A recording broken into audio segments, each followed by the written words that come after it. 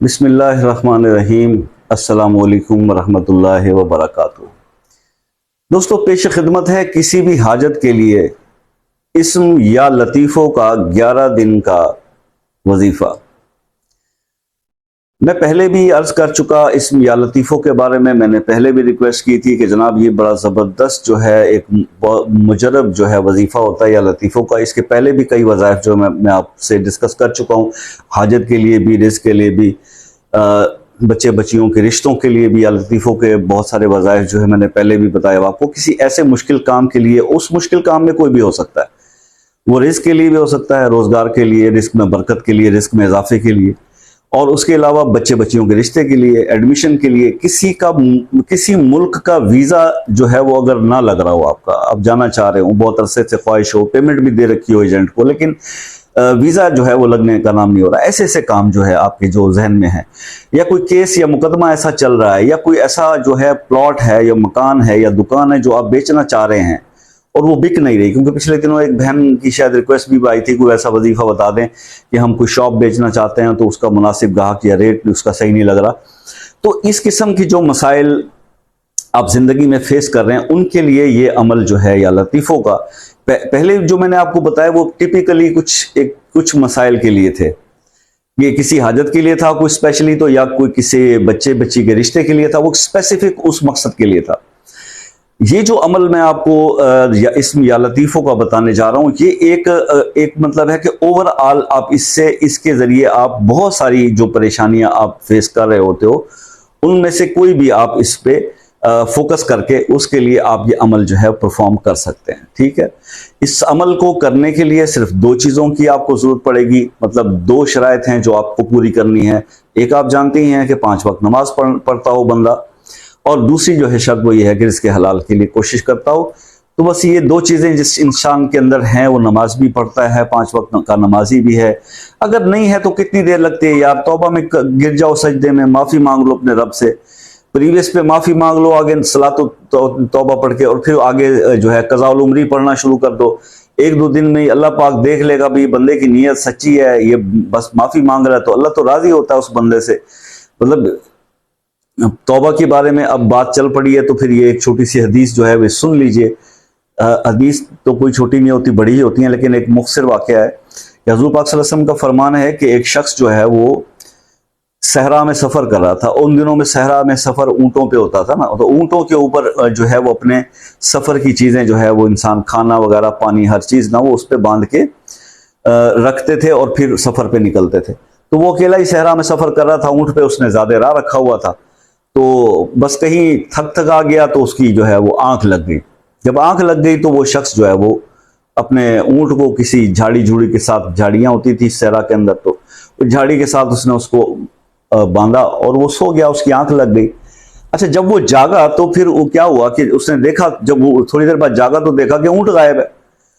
अब जब सहरा के अंदर आपकी एक मतलब जिंदगी का एक आखिरी जो सहारा जो आपका होता है कि पानी उस पर वो होता है ऊंट के ऊपर लदा हुआ, या उसका जो खुराक होती है वो होती है, अगर वो गुम हो जाए तो उस वक्त इंसान की कैफियत क्या होती, मतलब वो पागल ही हो जाता है कि अब मैं तो मतलब इसके बाद तो मर जाऊंगा इस सहरा के अंदर, कहाँ तक मैंने, कहाँ पानी मिलना है और कहाँ खुराक मिलनी है, कब किधर से इस किसी काफिले ने यहाँ से गुजरना है।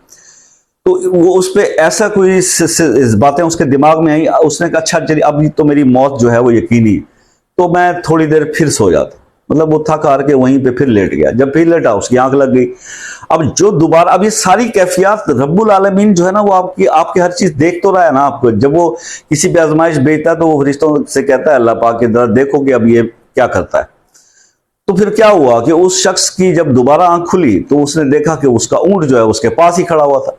अब ये कितनी बड़ी खुशी थी उस शख्स के लिए, इतनी खुशी थी कि उसके मुंह से पता है क्या अल्फाज निकलते हैं खुशी के हमारे, उसके अल्फाज ये निकलते हैं कि जी मैं तेरा रब, तू मेरा बंदा, और मैं तेरे से बड़ा खुश हो गया।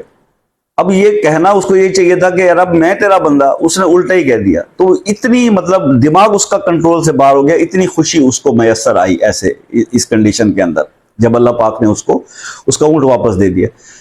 तो सरकार दो आलम सल्लल्लाहु अलैहि वसल्लम फरमाते हैं कि इस शख्स को इस सहरा के अंदर ऊंट मिलने की इतनी खुशी नहीं होगी जितनी खुशी आपके रब को, हमारे रब को उस वक्त होती है जब कोई शख्स तौबा कर लेता है, जब कोई तौबा के लिए अल्लाह के सामने बैठता है और कहता है या रब्बुल आलमीन मेरे गुनाहों को माफ फरमा दे, मैं अपने किए पर शर्मिंदा हूं, इस चीज की खुशी जो है वो रब को उस ऊंट वाले की उस खुशी से भी हजारों गुना ज्यादा होती है, कई गुना ज्यादा होती है। तो कहने का मकसद ये है, एक बयान करने का आपको ये कि जनाब तौबा कर लीजिए, सब कुछ ठीक हो जाएगा। अब ये भी हो गया, अब आपने जनाब हाजत भी आपके जहन में आ गई, आप रिस्क तो आप हलाल ही खाते हैं अल्हम्दुलिल्लाह सब लोग।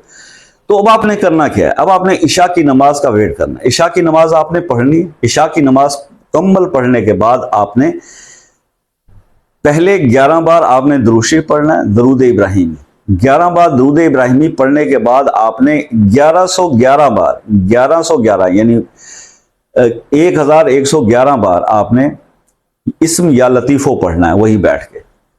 ये आपने पढ़ लिया, फिर आपने अपनी जो भी आपके दिल में उस जो हाजत जिसके लिए आप पढ़ रहे हैं वो आप अपने रब से दुआ करें, इल्तिजा करें कि या रब्बुल आलमीन मैंने ये सूरह ये तेरा सबसे ये नाम अल्लाह पाक का या लतीफ़ इस्म या लतीफ़ो जो है ना, तो ये इंतहाई कमाल के इसके असरात होते हैं। तो जब आप या लतीफ़ो ये पढ़ के ये दुआ, तो अल्लाह ताला से उस दुआ के उस अमल के जो है हाजत अपनी बयान करेंगे। पढ़ने के बाद दुआ मांगने के बाद 11 बार आपने फिर दूसरी जो है दरूद इब्राहिमी पढ़ लेना है, आपका अमल मुकम्मल हो। अब आपने यही वाला अमल जो है यानी ऐसी सेम प्रैक्टिस किसी भी उस काम के लिए जो आप समझते हैं कि ये नामुमकिन और नहीं हो पाएगा, आपने इसको परफॉर्म करना है फॉर 11 डेज।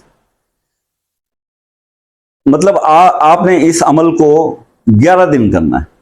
जो 11 दिन जब मुकम्मल हो जाएंगे तो इंशाल्लाह 11 दिन से पहले पहले आपका वो मसला जो है ना, वो जो भी प्रॉब्लम होगा वो हल होने की तरफ चला जाए। अभी कल ही मैंने एक दोस्त को कल की जो वीडियो बनाई थी, तो मैंने एक वजीफा बताया था, ऑनलाइन वर्क के लिए बताया था। फिर एक दोस्त ने मुझसे पूछा था कि यार वो मुझे एक बंदे से पैसे वैसे लेने हैं तो मुझे बताएं, तो मैंने उनको या अरहम राहिमीन का वजीफा बताया। ये 7 दिनों में बहुत मिरेकलस काम करता है और कमाल है।